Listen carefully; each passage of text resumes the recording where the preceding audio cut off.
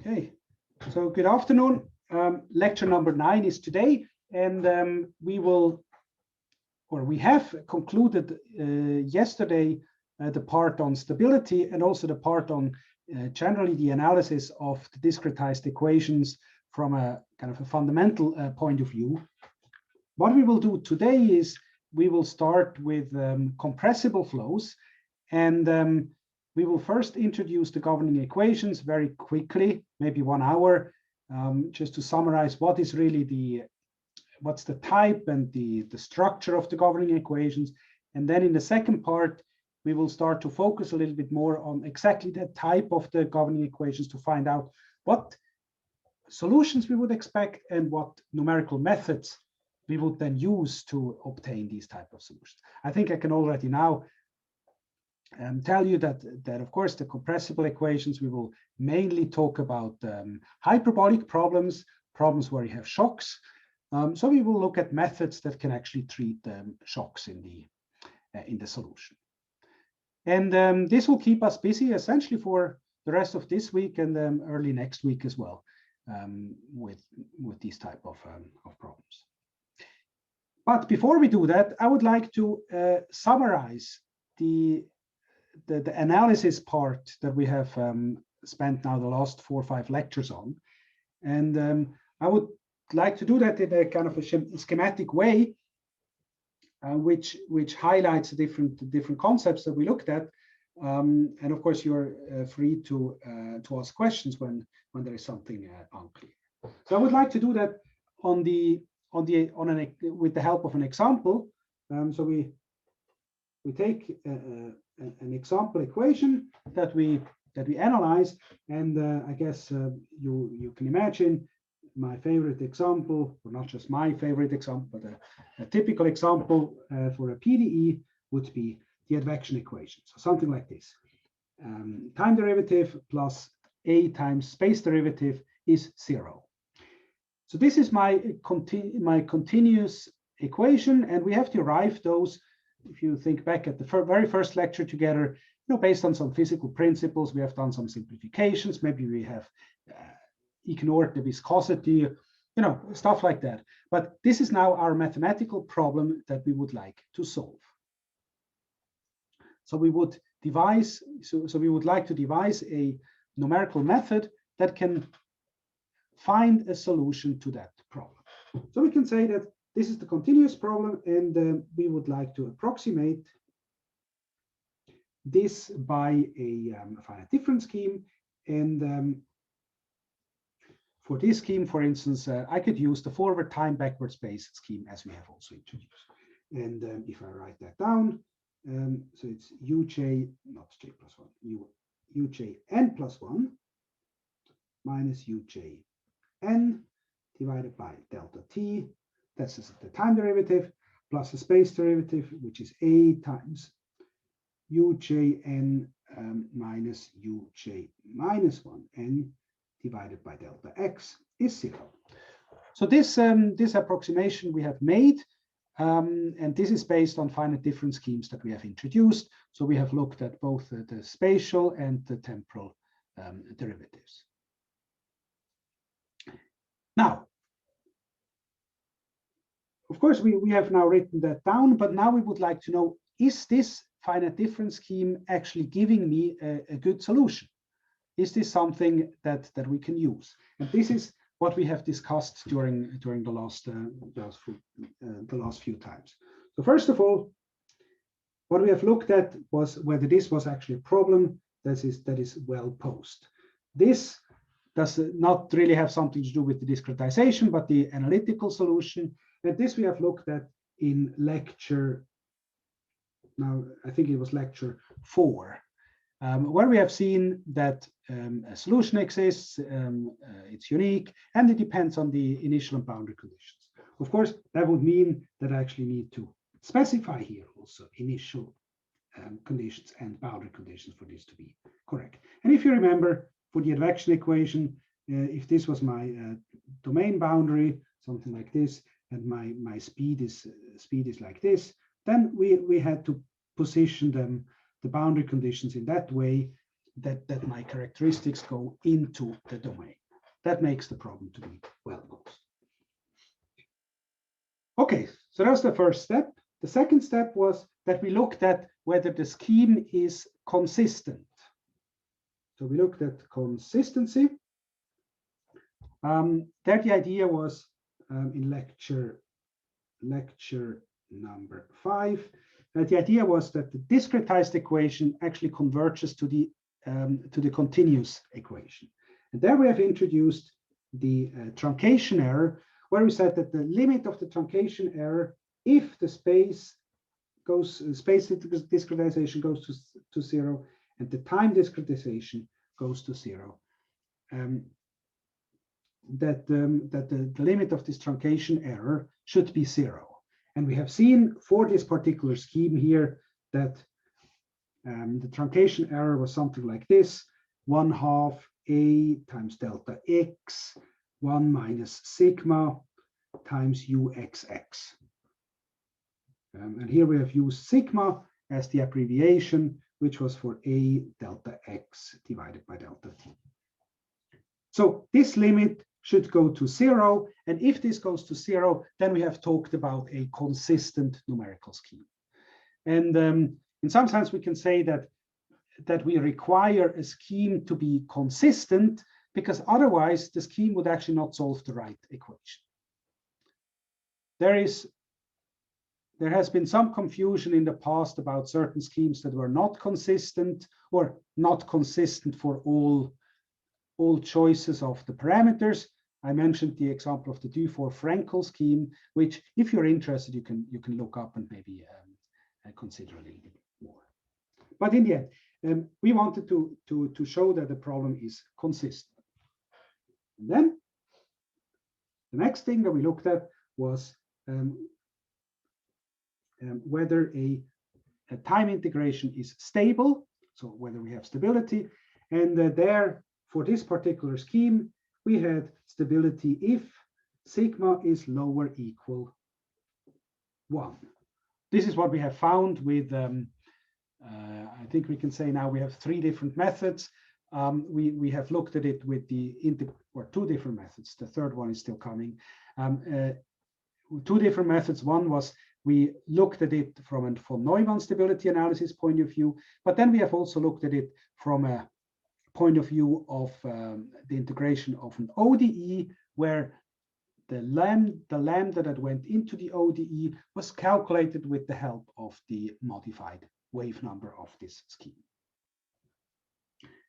But in any case, we have now found a condition when this is when the integration is stable. And why did we look at this? Well, maybe we can write that this was lecture. I think we can say this is lecture 7. Why did we look at this? Well, we looked at this because there is a theorem, which is the LR equivalence theorem, or the Lex theorem. The Lex theorem, and that says that the numerical solution converges towards the exact solution of the original PDE. That's the definition of convergence. So the Lox-Richtmeier equivalence theorem, that gives us convergence. And convergence means, as I just said, that the limit for delta x going to 0 and delta t going to 0 of my numerical solution Ujn, that this converges towards the exact solution of my PDE at the grid points xj and time tn. And of course, this is exactly what I want. I mean, this is the solution that I want in the end.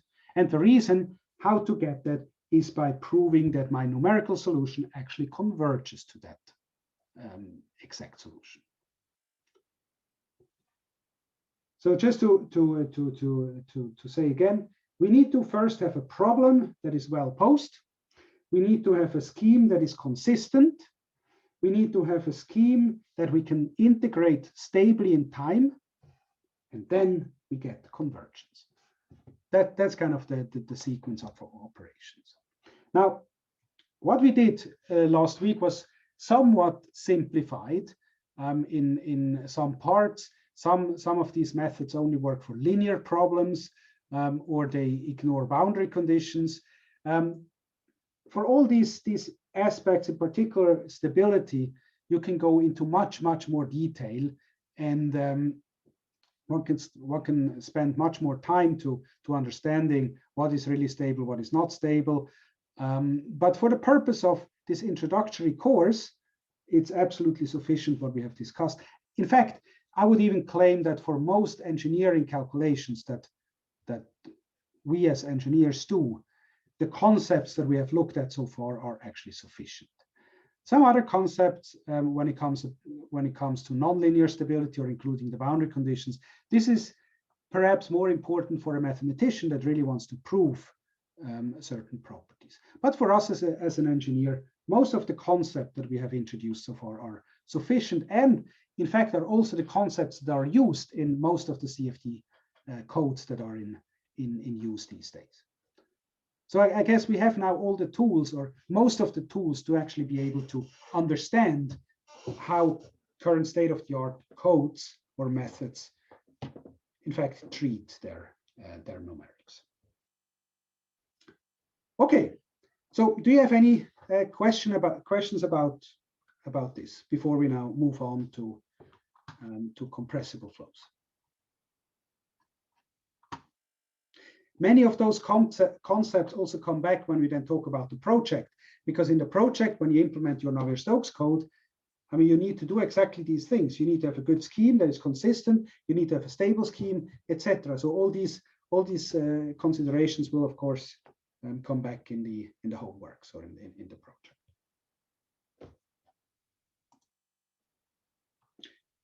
Okay, but then I guess we can move on to the chapter on compressible flows.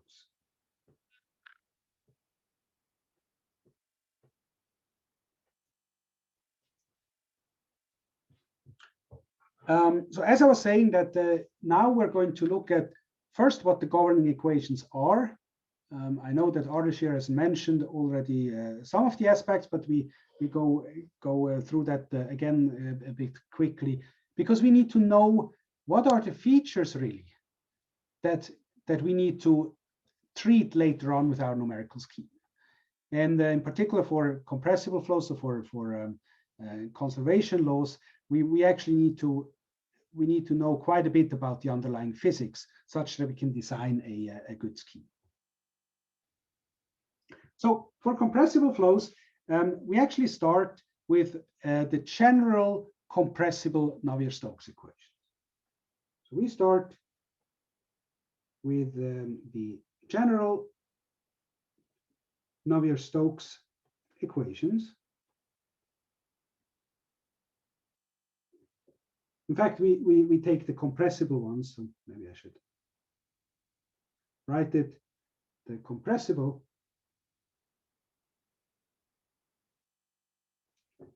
Navier-Stokes equations.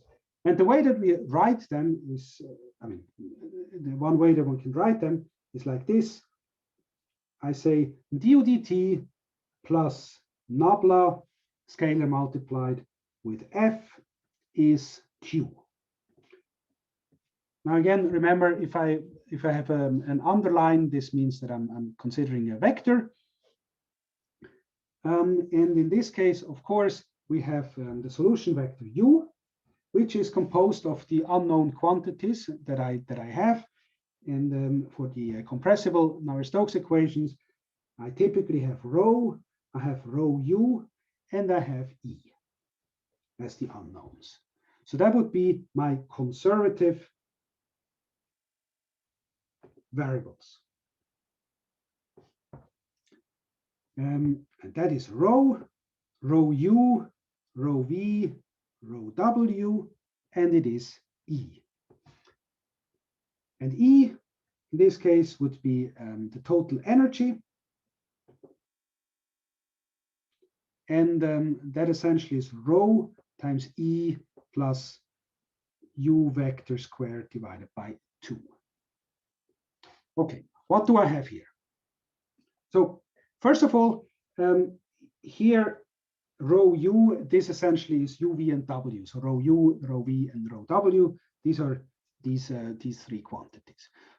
So that essentially is the momentum in the three Cartesian coordinate directions. Rho, of course, that's the density. So that's density, that is the momentum, and this is the energy. So why are these called conservative variables? Well, these are the variables or the quantities that are actually conserved. And of course, now you can directly see what this is. It's the conservation of mass, conservation of momentum, and conservation of energy. That's essentially what is expressed here. In the energy, maybe that's one important point. The little e here would be the internal energy, and this one here would be the kinetic energy. So what I wrote here, u vector squared, this indicates that I would like to have the norm of the velocity. So essentially, it's u scalar u, if you wish. Okay, so these are my conservative variables that I consider. Now it's important to keep that in mind because later on there will be also a different way of writing these quantities, not in so-called conservative form. Now, so that was the vectors of the unknowns, but then we also have the f here, and that is called a flux function. And this flux function is essentially the idea of how my conservative variables are modified while time integrating. So how they essentially give me a measure of how big the time derivative really is. And of course, for each of those lines, I will have different components. So for the first one, I have rho u. So that's essentially the flux of mass through the domain. For the second, for the momentum part, I have rho u u. So that's the convective bit. Then I have P times the identity. That will be the pressure forces. And then I have at the end minus tau. And this tau here would correspond to the viscous stresses.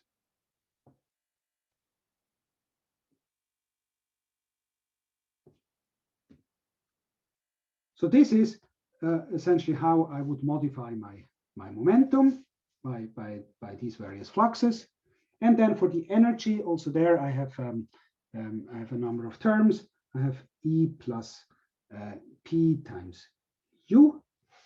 Then I have minus tau times U. And I have minus K grad T.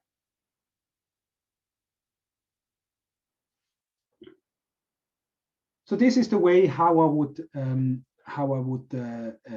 modify my internal energy. So I have transport, I have creation from viscous stresses, and I have heat conduction or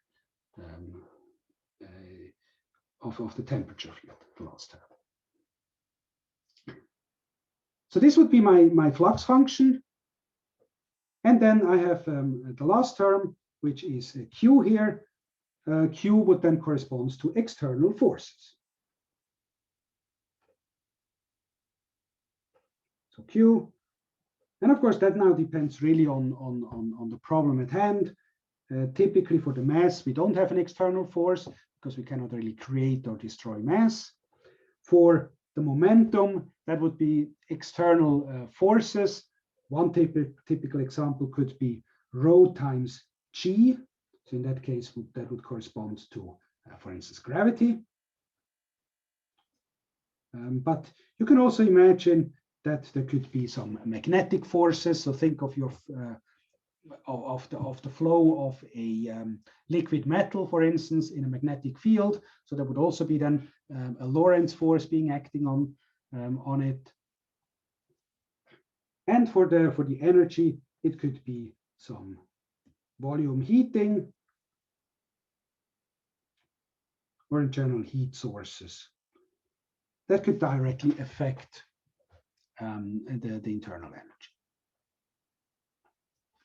Now, there's one term that I would like to just mention a little bit more. That's this UU term. There's different ways of how you can formulate those that term, but the basic idea here is that this would be a matrix. So this is something that I would call an outer product, as opposed to an inner product where I have the dot. So this is an outer product which creates from two vectors a matrix. And of course, this would just be the combination of all the nonlinear products.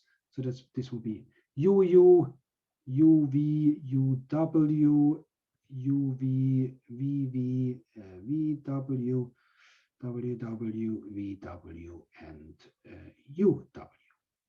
So that's the outer product of the velocity U, and that corresponds to my my nonlinear term.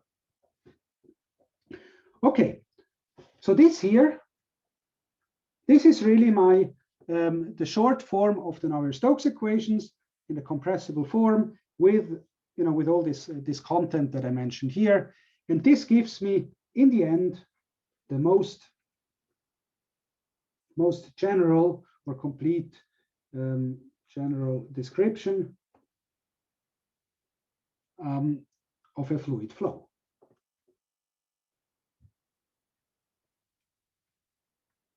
And of course, right now we're still at the phase or at the state where we don't really make a difference between gases or liquids or even a difference between Reynolds numbers and Mach numbers and so on. In the end, this is just a starting point of our simplifications, let's say.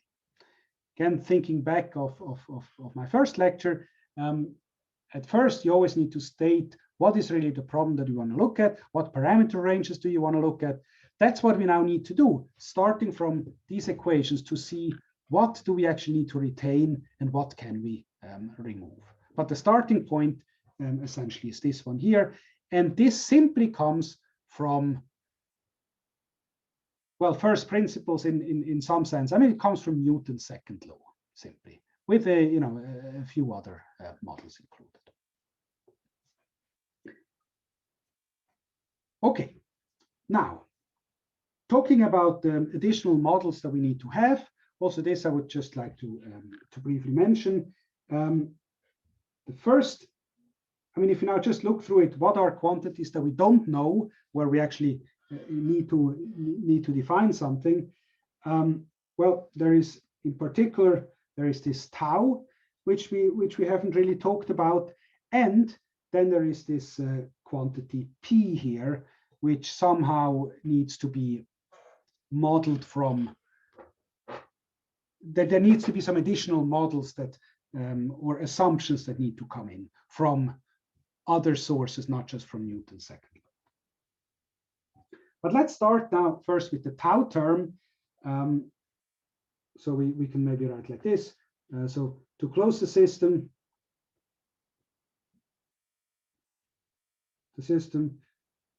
we need a couple of models. So we need models 4. And the first thing I just said, we need to do something with this, not tau. We need to have something for tau. And so we need to somehow define how the shear stress or the viscosity affects the stresses. And the typical model here is that we say that we have a linear relation between the shear and the viscosity relates to stresses and the shear and strain. And the equation here would be that tau as a matrix would be the viscosity mu times the gradients of the velocity plus the velocity transposed minus 2/3 of the divergence of the velocity field times the identity. So this here would be now the expression for a Newtonian fluid.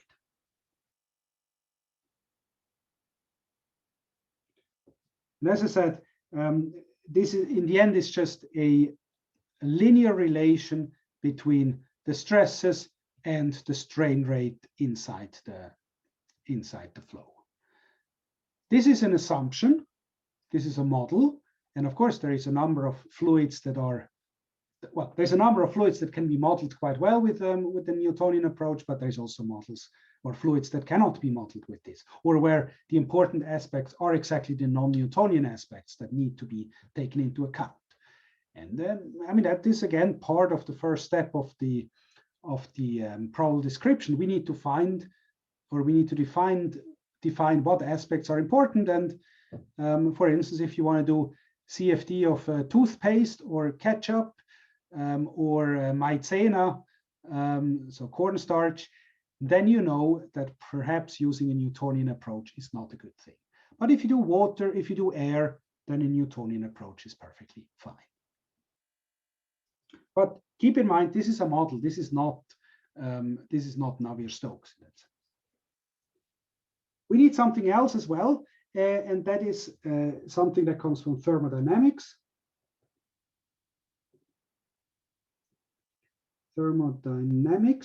And here we need to have some relations to connect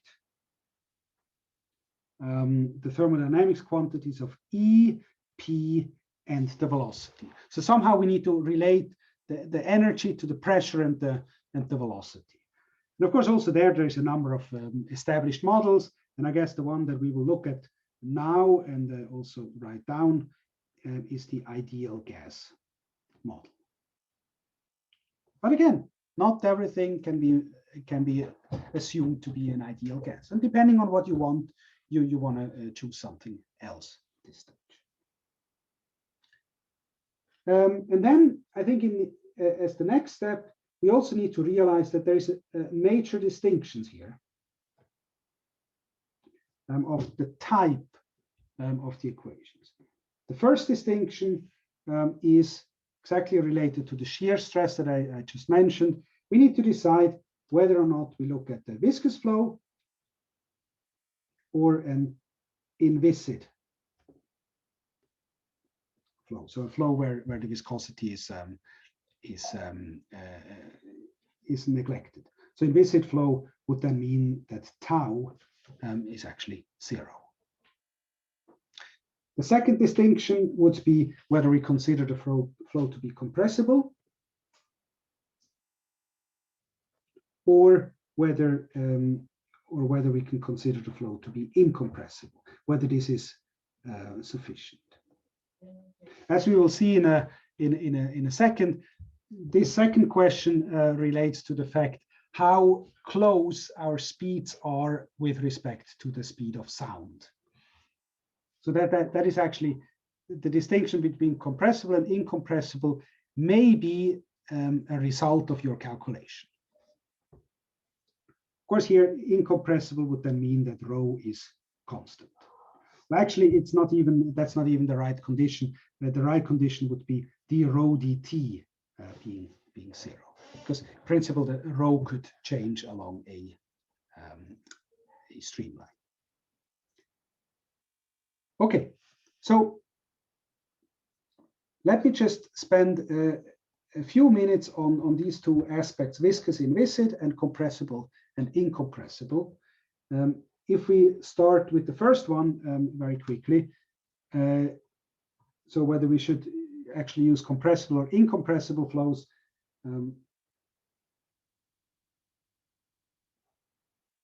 If this is our first topic to talk about, so I guess the first statement that we always need to do is that a fluid, and that can be a gas, and that can be a liquid, is in principle always compressible.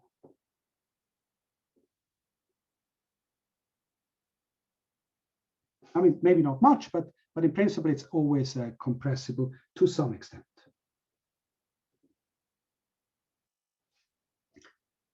What the question here is whether in a specific flow situation, however, in a specific flow situation, the compressibility may be neglected.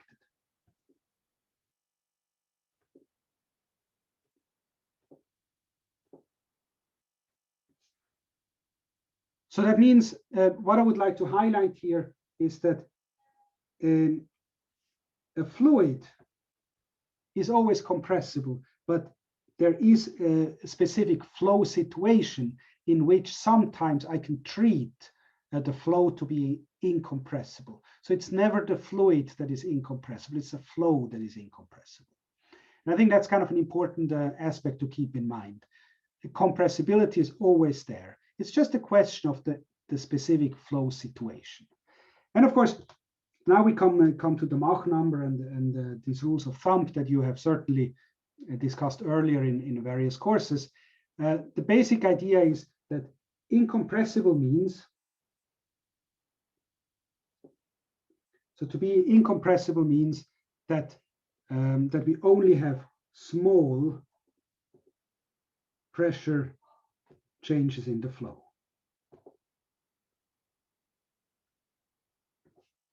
And that means that the pressure changes, they do not need to be treated as waves that kind of go, that travel through the domain, but rather can be considered as being an instantaneous change of the pressure in the whole domain.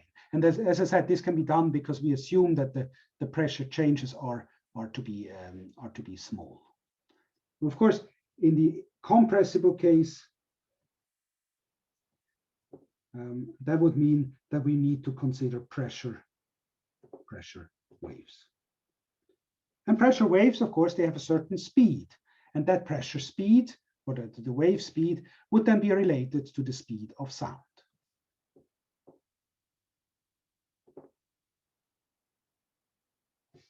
So therefore, we have a rule of thumb for compressibility, and this is valid for gases, where I would say that it needs to be compressible if the velocities inside the domain are, on the order of 0.3 times c, and c would be this speed of sound. So under these circumstances, you could then consider to be these pressure waves to be relevant, to be resolved. So you would need to resort to a compressible formulation. And of course, this can be formulated also in terms of the Mach number. U divided by c needs to be larger than 0.3 for being, or for requiring to be compressible. That was the Mach number. One can derive that more rigorously, but we will not do that here. But if you're interested in most of the fluids books, you can look at these derivations. But really, the basic idea is related to the importance of resolving the pressure waves, which of course also means that in the context, or if you now think of this, an incompressible flow would essentially mean that you will have a sound speed which is infinity. I mean, if you just look at this, if the speed of sound goes up, so in the limit of where Mach number is zero, the Mach number is 0, then you would have an infinite sound speed, and that's exactly what happens in incompressible flows, because there you would have an instantaneous change of the pressure in the whole domain. We will talk about that later when we also work on the project, because there's a specific equation then that kind of relates everything with everything, meaning that there's an instantaneous effect. And that's exactly kind of related to this physical process, that we're not resolving pressure waves, but we do the instantaneous change in the whole domain. And that only works if you have small changes. Okay, so that was kind of the question of whether we consider compressible or incompressible flow. The next question related to that is when can be a flow to be considered viscous or inviscid.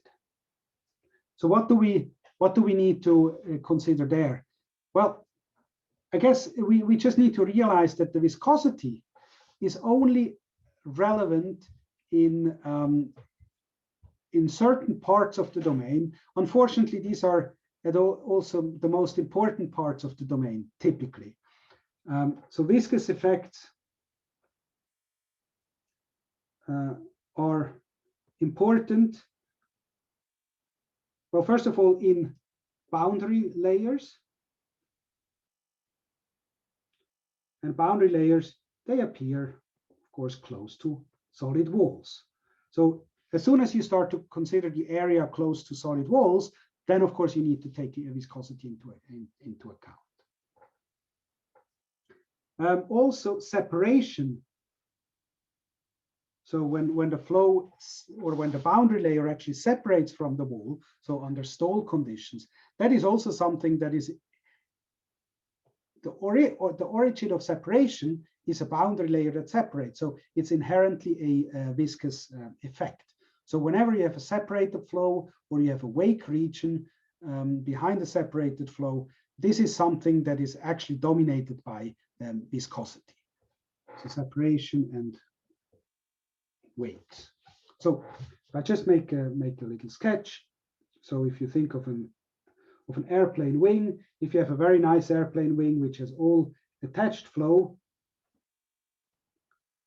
something like that, then you would know that there is only a very small region here close to the wall, a region close to the wall where viscosity is important. So small region where viscous effects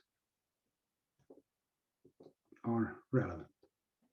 But as I said before, of course, this region is relevant if you, for instance, are interested in the drag force on this wing. So if you want to know the viscous force that originates from the boundary layers, then of course the viscous part is important. And as you know, for an airplane, it is, you know, on the order of 30–40% of the friction actually comes from viscosity. In ships, it's even more. It's more on the order of 80–90%. That is actually just the skin friction that causes the drag. And of course, if you want to predict that, you need to take into account viscosity. However, in the whole region outside, there viscosity is not relevant. Viscosity may create a change of the pressure distribution because you have the boundary layers growing, but as soon as you know how much they have grown, you will not necessarily need to take into account the viscosity. So the external flow can be used or can be solved with inviscid methods, like the Euler equation. However, if you now think of a wing which is more looking like this, so you have a higher angle of attack, where perhaps the flow is not attached anymore. So you have a whole region here where the flow is separated. Then you have here a large region with viscous effects. So it really depends on the flow case, again here, whether or not you can consider a certain region to be viscous or inviscid. And so we cannot just say right away, oh, for airplanes, just use inviscid flows or things like that. And of course, in real situations, this is even more complicated. Sometimes you need to look at the density as well. Are you still fulfilling continuum hypothesis, etc. But this is kind of the basic distinction between viscous and inviscid and compressible and incompressible.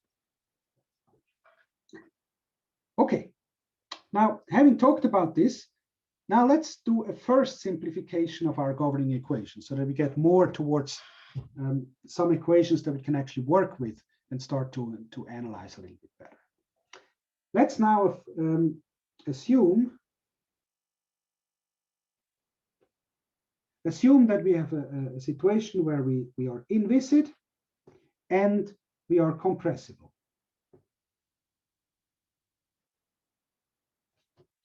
So that means that we're actually looking at the compressible Euler equations.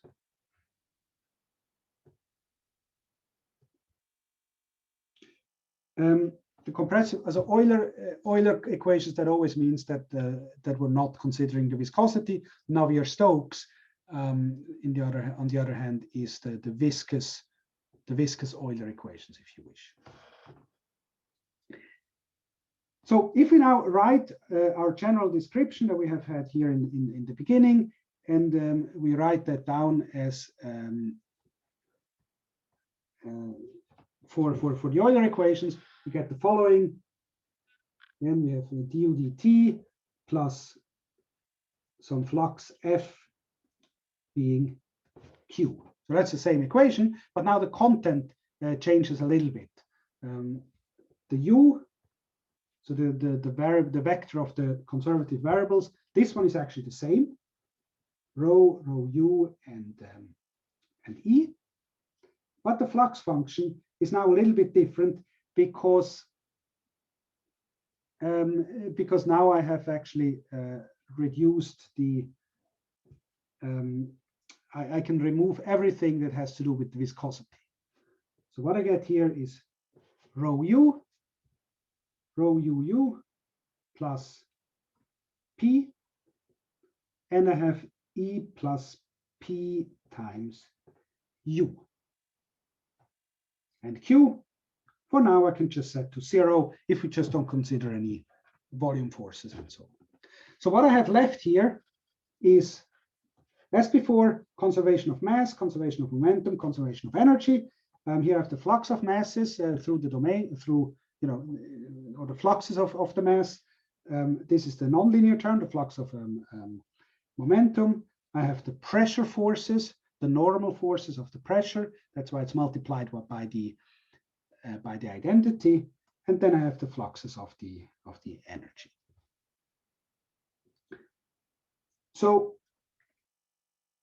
yeah, and maybe something I should just write down. The definition of the energy is still the same as before. It's E plus 1/2 U squared. Okay, so far so good. These are my Navier-Stokes equations. I don't have a viscous part left, so I don't need to think of the equations being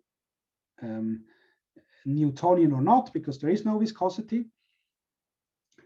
But let's now just see whether we can solve these equations or not. So let's now just go in and count. How many unknowns do we have? So unknown quantities. What do I have? Well, essentially as before, I have rho. I don't know rho. I don't know u, v, and w, so the velocity vector. I can write it down. Rho, u, v, and w. And then, well, in E, if I go now to the definition of E, rho I have already mentioned. Then it's E, so the internal energy that I don't know.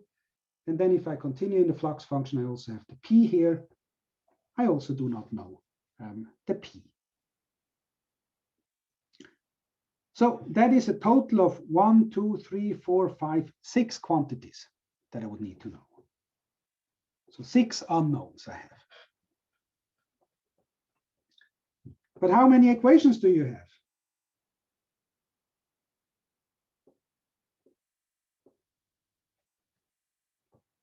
Well, also this I can go in and count. Well, the number of rows, I have 1 momentum conservation, mass conservation. I have 3 momentum conservation, and I have a one energy conservation. So I have 5 equations. And of course, that gives me a problem because I'm short with 1 equation. And I guess if you remember back, we said already before that there is one additional thing that needs to come in from thermodynamics, and that is somehow a relation that connects the velocities, the pressures, and the energies in some way. So there is one more thing that needs to come in. So we need an additional equation or additional relation, and that comes from thermodynamics. Or that needs to come from thermodynamics. And we can write that maybe as in the following way, that we say that the internal energy is somehow a function of temperature or pressure. That's kind of the idea of thermodynamics, that I relate the internal energy to some other thermodynamic quantities. But I guess since it's 4 o'clock now, we can continue with this after the break and write down some of these thermodynamic relations, such that we get then in the end a complete system that we can actually solve. So with this, I would like to stop for now. Okay, so before at the end of the previous hour, we have realized that when writing down the Euler equations, that we have 6 unknowns and only 5 equations. So that means we need to have some additional relation, and this relation will come from thermodynamics. And that needs to be something that connects the velocities, pressure, and internal energy. And as I was mentioning before, the typical approach would be to look at the ideal gas equation.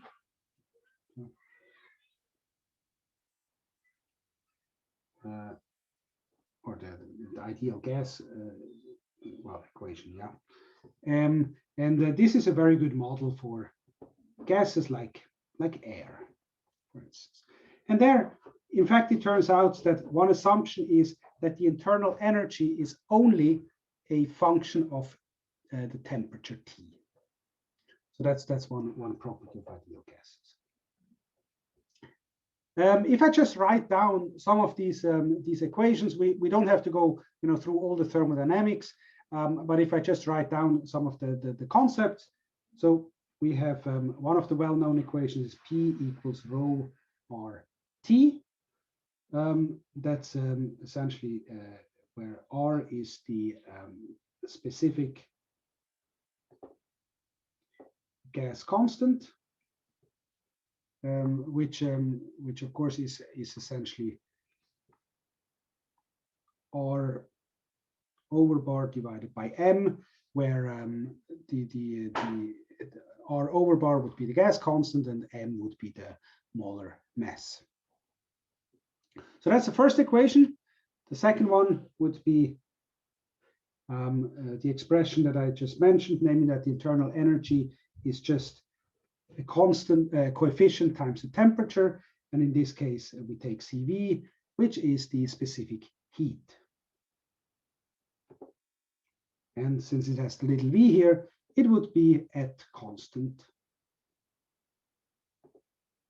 volume. So the equation here is dE dt at a constant volume. And then the third equation that we will need would be CV being R divided by gamma minus 1. And this gamma here, that is the gamma that is defined as CP divided by CV. And this gamma would be the adiabatic index. So that's a non-dimensional quantity. And as you know, this is around 1.4 for air.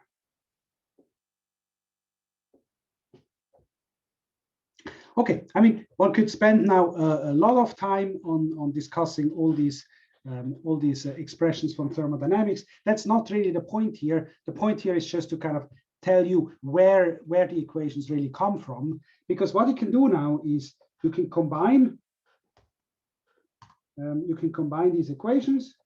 So combine expressions 1, to 3 together. And what you will get as a result here is P equaling rho times gamma minus 1 times E. And here, of course, this gamma would be Cp divided by Cv, which is this 1.4 that I mentioned for air. And this additional equation, which is the relation between the internal energy and P, rho is known and the gamma is a constant. This additional equation is now what we would use in order to complement the Euler equations. And the name of this is a so-called equation of state. And this is really what comes from thermodynamics.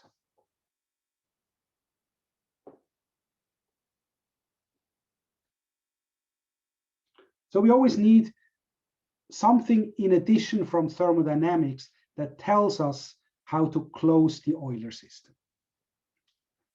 Maybe here a side note, it's maybe more an notational issue, but if you think of an incompressible flow, you could actually consider the fact that the density is constant as being the equation of state for the incompressible flow.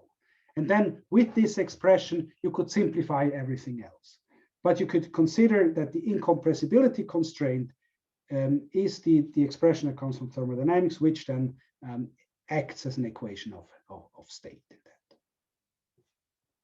But now we're actually in this in the good situation that if we start with this here, and we consider this to be let's say that's equation A, and this guy here would be equation B.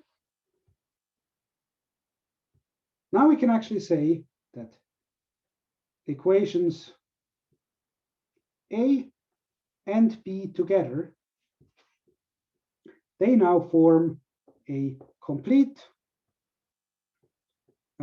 system or system of equations for the compressible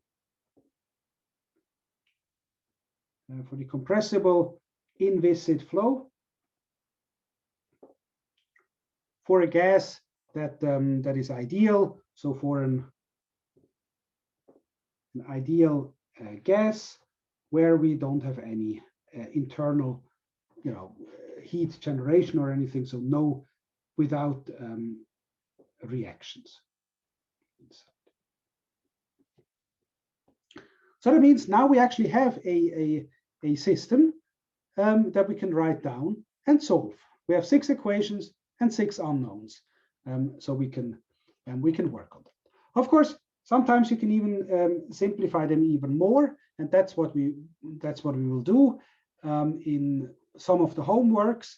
But in principle, these are the equations that you should solve.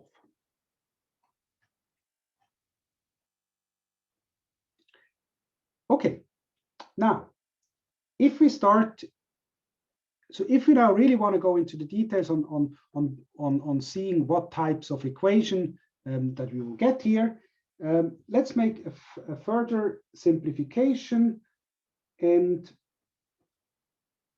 we just go from 3D to a 1D problem. So instead of considering the Euler equations in 3D, we just go to 1D, which makes it kind of easier for us to write down everything. The type of the solutions will actually remain the same, so there will be no change from that point of view. But to write down everything is a little bit easier. So in this 1D case, we then have the equation ut plus fx is 0. So that's again the same thing as before. It's the time derivative for u, and it's the space derivative for x. Now I don't need to write the gradient or the divergence. I can just say it's the derivative in the x direction because we're just in 1D. Now the way that I wrote it down, that is something that we call the conservative formulation.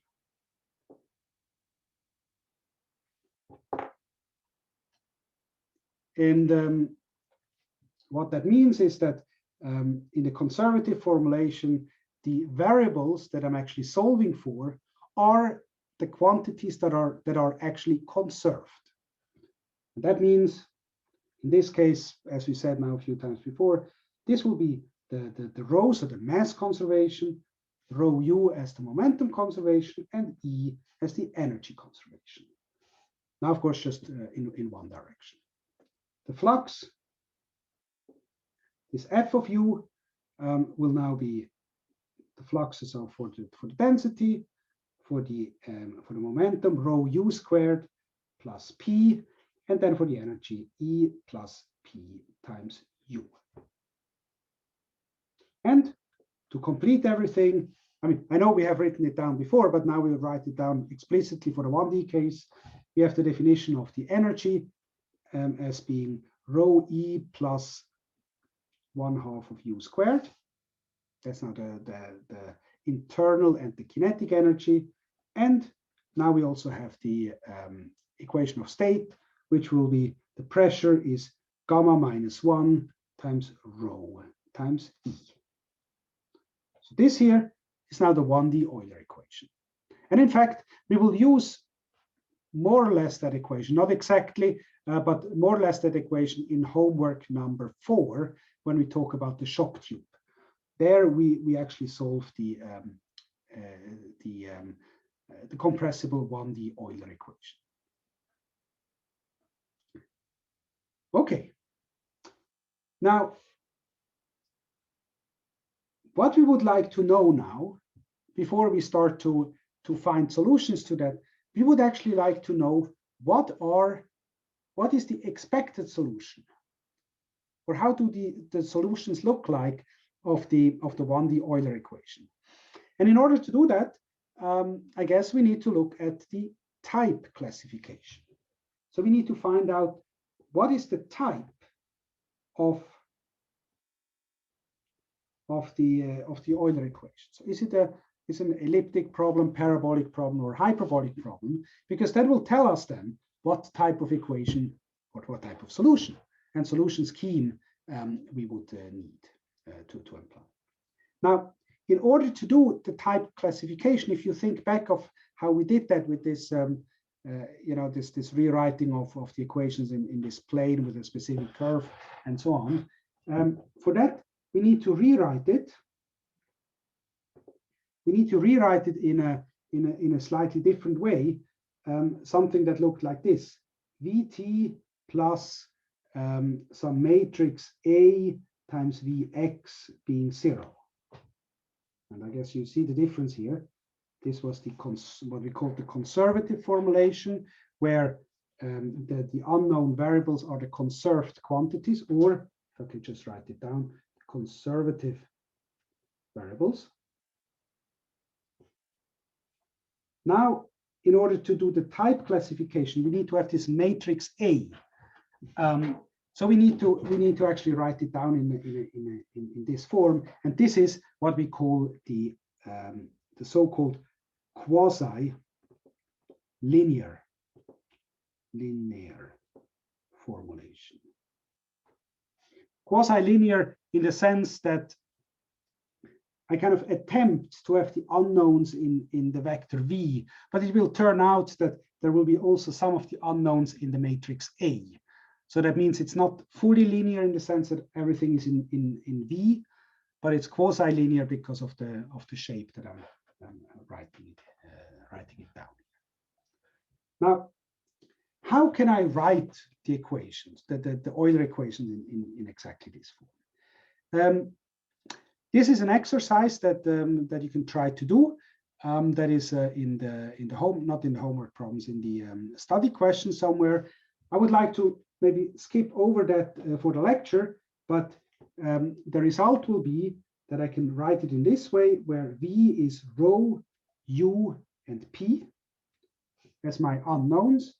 And if I do that, then the matrix A will look like this, where I have U, rho, 0, 0, U, 1 divided by rho, 0, rho C squared, and U. So this would then be my matrix A. And of course, now you see that I have introduced another quantity, which is this c squared, which is nothing else than the speed of sound. And this c squared can then written as gamma times p divided by rho. Or from the definition of the speed of sound, it would be dp d rho for an adiabatic condition. And that's the speed of sound.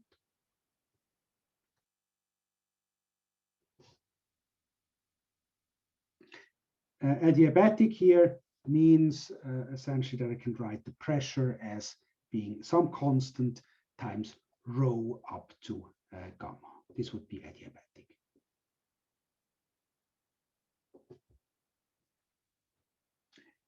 Okay, now again, this is thermodynamics. This is maybe not fully relevant for this course. What is important for the CFD course is that I can write the Euler equations either in this conservative form that I've written up here, where I have the conservative variables as the unknowns, or I can write it as in the quasi-linear form, where I have rho, u, and p as the unknowns, and these variables here are now not conservative variables anymore, but rather something that's called the primitive variables, which belong to the quasi-linear form. Okay, but now the purpose here was to determine the type of the equations, and I guess that's now the next point. What is now the type of this quasi-linear form, or the type of the Euler equations? Because now we can go in, determine the eigenvalues. And what we get as eigenvalues, if you just do that, well, analytically or with MATLAB or Mathematica, you will get the three eigenvalues: lambda 1 being u, lambda 2 being u plus c, and lambda 3 being u minus c. So these are the three eigenvalues that you get for A. And when you think back on what that means in terms of type classification, we see that we have three eigenvalues and they're all real. U is a velocity, so that's real. U plus c is of course also real, and u minus c is real. So all are real,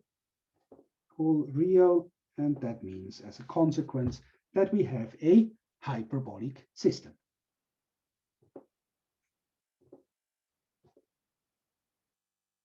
So to conclude here, we have now seen that the compressible Euler equations, they consist of they constitute a hyperbolic system. Simple as that. And we have now shown that by going from the conservative form into new variables, which are then the primitive variables in the quasi-linear form, and the eigenvalues then show that we have a hyperbolic system.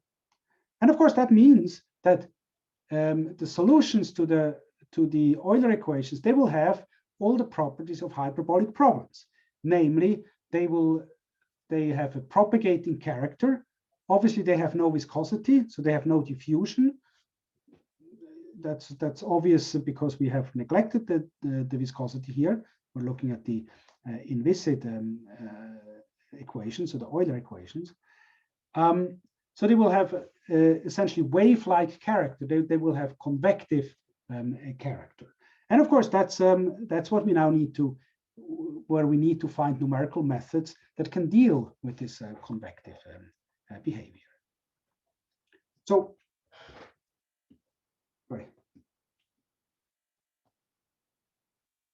Yeah, so just to kind of conclude that part is that the Euler equations are a nonlinear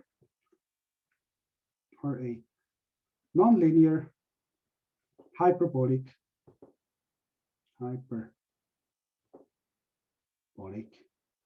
system, and and that means that the expectation would be to get wave-like solutions without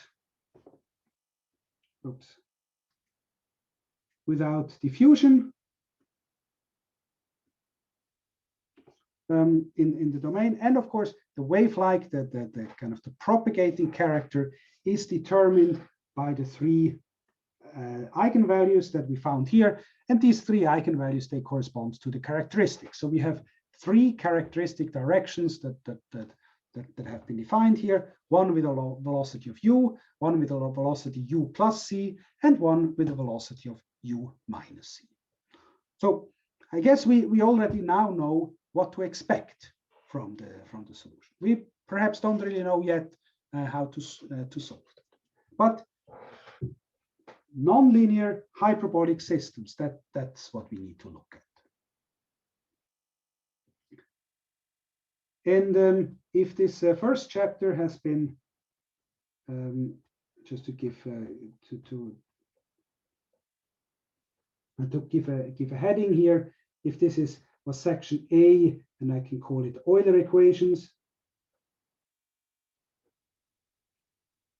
So I can say that we now can proceed actually to chapter B, which would be nonlinear conservation laws.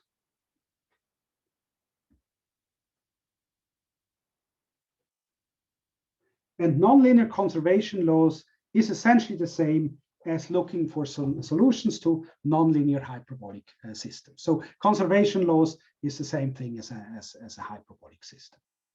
So that's what we want to look at now, to devise numerical methods that we can use for these type of hyperbolic nonlinear systems. Now, to start with, and I think that's what is important for us to know before we actually go into that, and that relates also to a question that one of your colleagues was asking during the break. Well, we first need to understand what really this equation expresses and why it's called a conservation law as opposed to a hyperbolic system. So what we do is we consider the equation in its purest form, and we look at the conservative form. The conservative form, which was, as we mentioned before, du dt plus some d dx of f of u being 0. So this here would be a nonlinear conservation law. But my question now is, okay, why is this the case? So if I call it a conservation law, well, there must be something that is actually conserved. So before we actually go further, my question is, what is really conserved?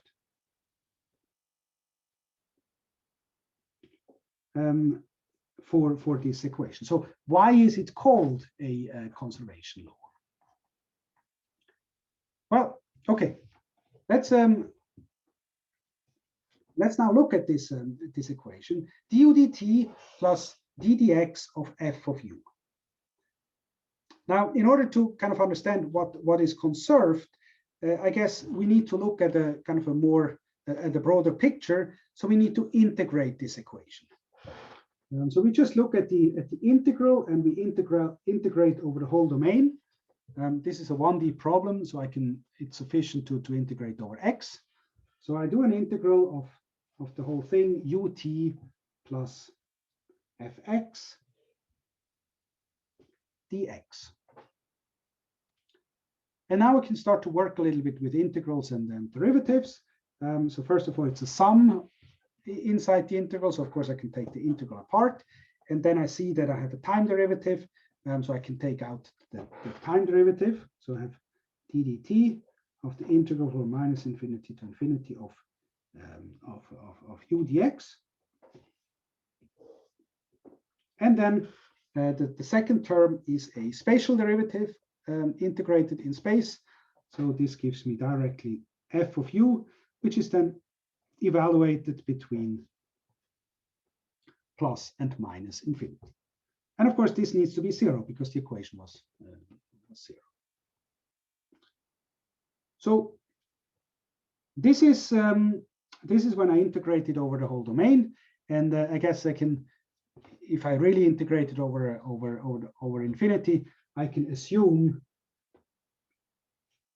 that that f of u actually goes to 0 for being very far away, so for x going to plus minus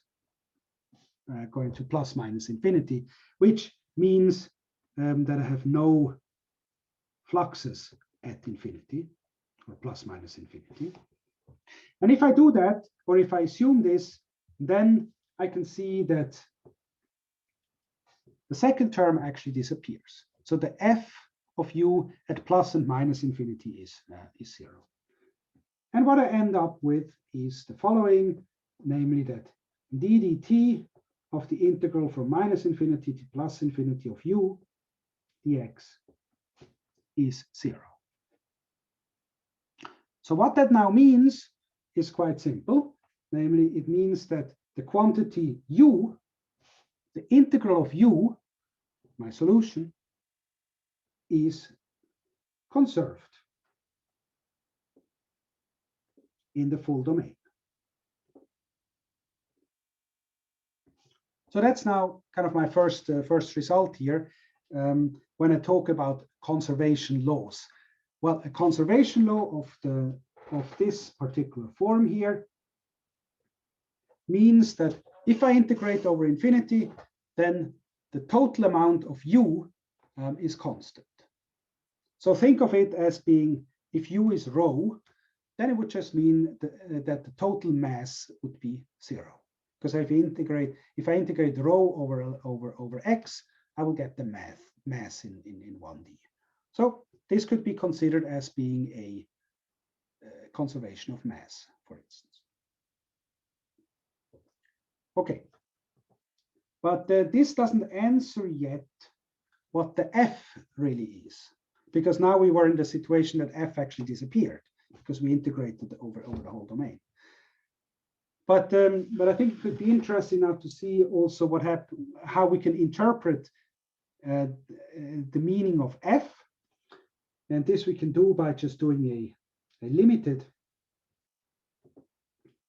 integration.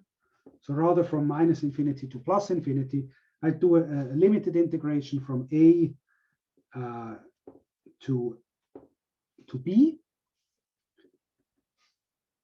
And this will then give me what we can call the integral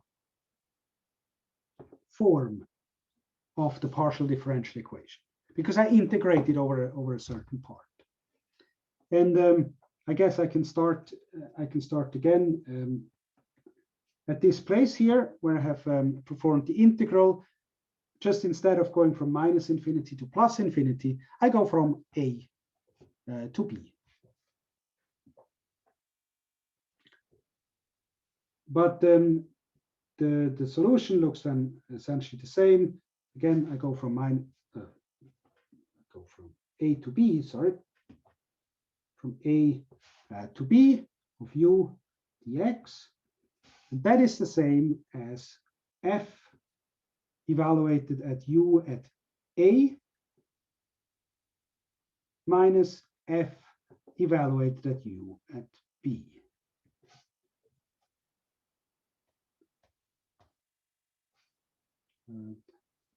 That should be then this term here.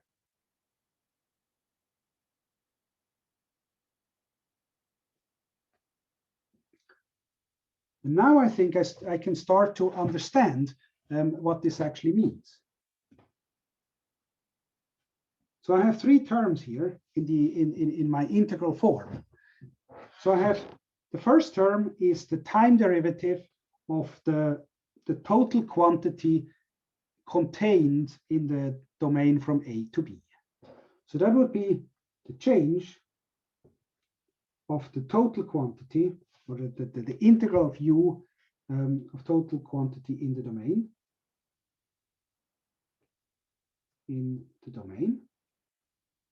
So we can kind of, if I want to do a sketch, this is kind of my quantity. This was a and B, and I had an axis,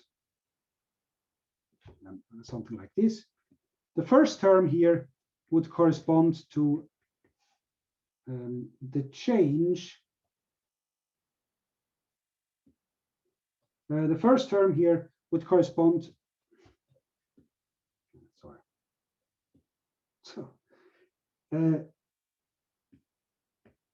So the first term would correspond to a change of U inside this hatched area.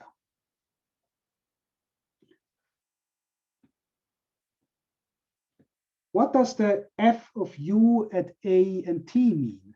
Well, that is a positive change of the quantity inside the hatched area.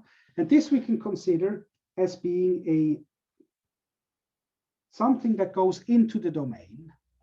I can kind of write it like this. This is f of U at A. And I can consider it as with an arrow going inside because it's positive. So it would create an increase. So that means this I can consider as to be a flux into, a flux at A, at position A, into the domain. Because it goes into the domain. And of course, the flux at B, there's a minus sign here. So that means this is actually a flux that goes out of the domain. So this would be f of U at B. This would be a flux out of the domain at B, flux at B out of the domain. So this I guess is kind of the physical understanding of what a conservation law means. And also now I guess you start to understand why this f here actually is called an f, because so it's the same f of course here, because that is exactly what we call fluxes. It's fluxes in and fluxes out in the integral form.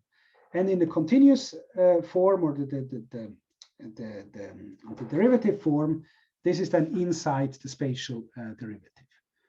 So this is the so-called flux function, because in the integral form, it really corresponds to fluxes of the quantity U in this case into or outside of the domain. It's a change of the quantity due to the stuff flowing around. So I guess the conclusion from this is kind of clear what it means now physically, why we talk about the conservation law, because you have a quantity that is conserved, and we have fluxes in and out. And now the implication for the numerics is that if you want to do a good approximation of that in your computer, you actually need to have a numerical scheme that reflects this type of conservation property. So the numerical approximation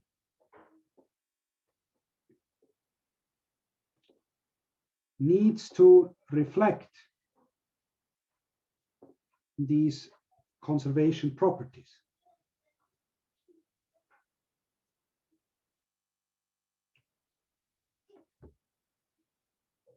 And of course, that would mean that most easily we would actually discretize the form in which these conservation properties are actually built in, and that would be this conservative formulation.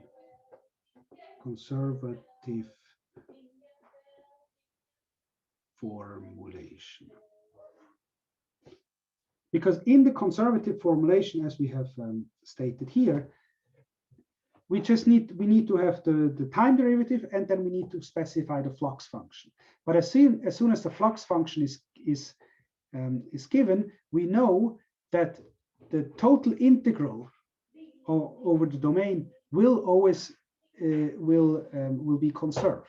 So for instance, if you think of it as the density, so let's assume we we solve the density here, so d rho dt plus d dx of some function of the density, then we know that whatever we do, the space integral of the density, so the mass, will be conserved. So therefore, the conservation formulation is very important. It's a very important concept for hyperbolic problem, and that's what we will see in a second as well, or in a second later in the course. I hope that answers also the question that came in the break about what is actually, what does a flux mean, and how it relates to a conservation law. So the flux is the f in a conservation law. That's the so-called flux function. Okay. So now let's try to see what types of solutions we get. So, well, we have the conservative form that was, as I was just saying, du dt plus ddx of f of u being 0, and then we have now discussed the conservation properties. Now, from that, we can also go into the quasi-linear form, as we have introduced for the Euler equations.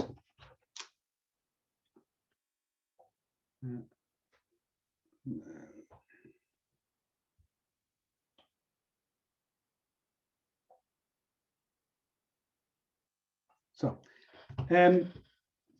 the quasi-linear form we can also define, and there we do it in exactly the same way as before. We just need to write it in such a way that we get a d dx. And the way here is quite simply that we just say, well, this is a derivative of a function of u, so I just use the chain rule. So I get f prime times du dx being 0. So this here would now be the quasi-linear form. And it's exactly the same analytically as before.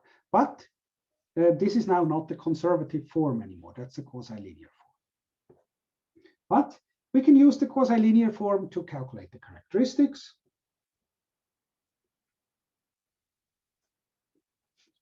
And we calculate the characteristics as you know from or remember from before with the eigenvalues. In this case, because it's a 1D problem, I mean, either we can directly say that lambda is the characteristics because or f prime is the characteristics, or I can just look at the total derivative of du dt, which is ut plus ddt of ux being 0. And of course, if I do that, I can directly see that this guy, which would be the lambda, would be the same as f prime, or this would be dx dt of my characteristics. So I see that for such a problem, for a 1D conservation, nonlinear conservation law, I see that I have characteristics. I have one characteristics, and the slope of this characteristic corresponds to f prime. And f prime is the first derivative of the flux function. Well, and what does that mean in the end? Well, it means along the characteristics, I have du dt being 0. So that means the solution does not change along the characteristics. So the solution does not change. So essentially meaning du dt is 0 along lines with dx dt being lambda or f prime. And that would be the characteristics.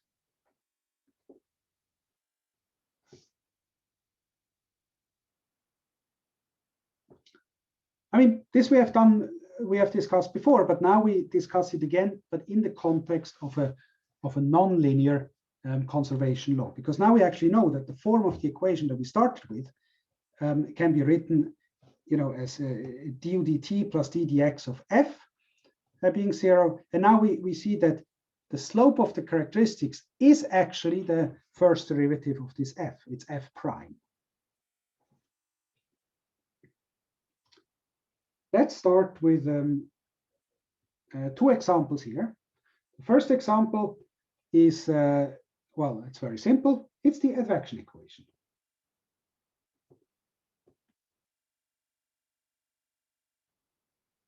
The advection equation, of course, is also a conservation law. It's a linear one, of course, but it's a conservation law because, you know, it just advects stuff. And of course, that means that whatever I advect is conserved. So the total integral of whatever I move is the same.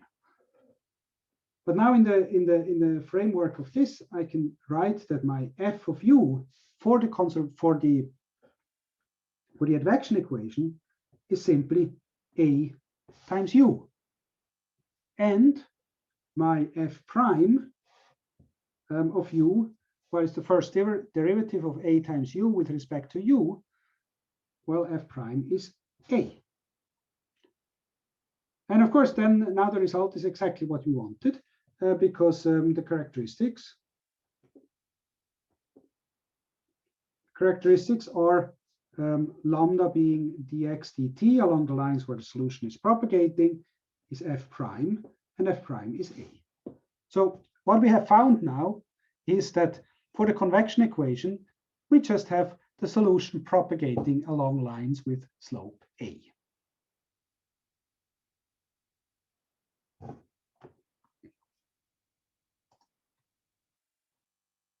Okay, so that was the first example, and I guess it's quite straightforward.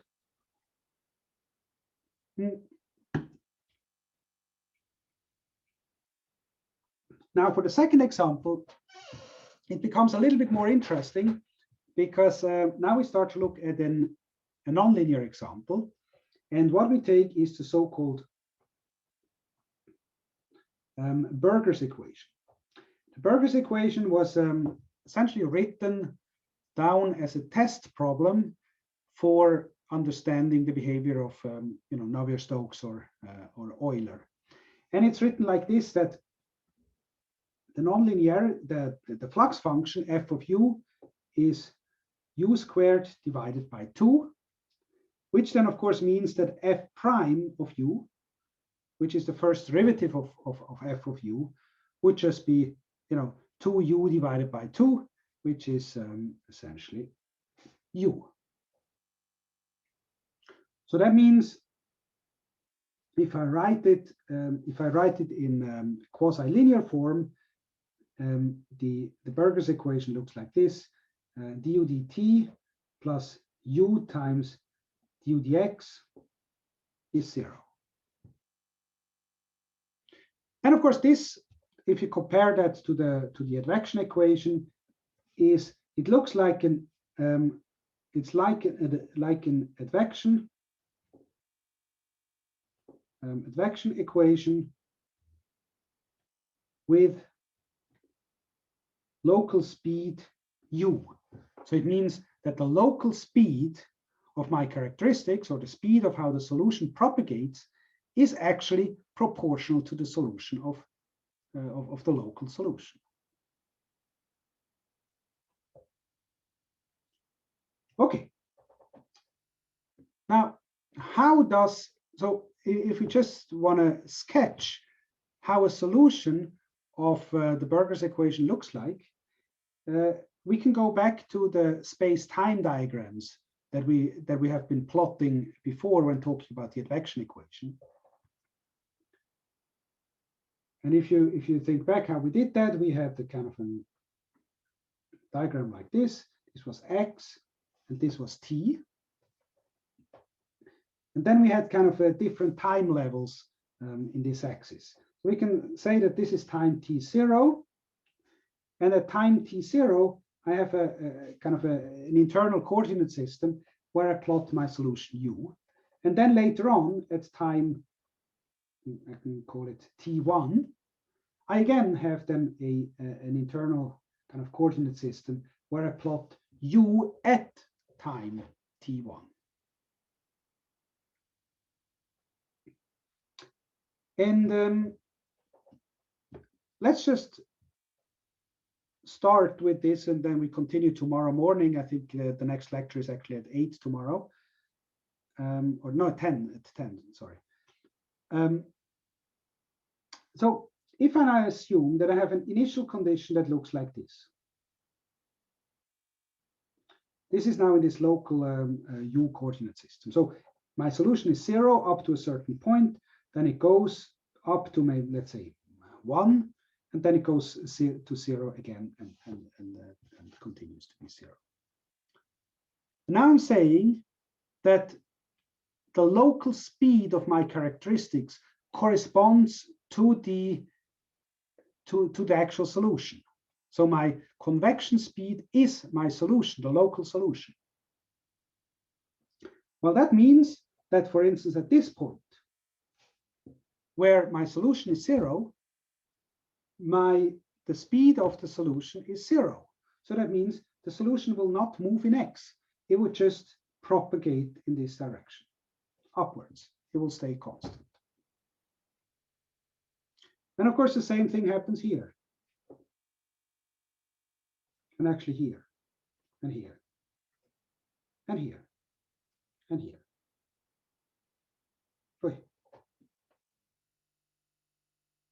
So in these points, the solution will just propagate without changing to my time level t1. So that means I can already now draw my solution here and here for my new time level. Now it becomes a little bit more tricky for that part here in between. How the solution evolves there, but this I guess we can further discuss tomorrow morning how this will look like. Okay, then I would like to thank you for today, and if you have any questions, you can ask them now, or then we just continue tomorrow morning.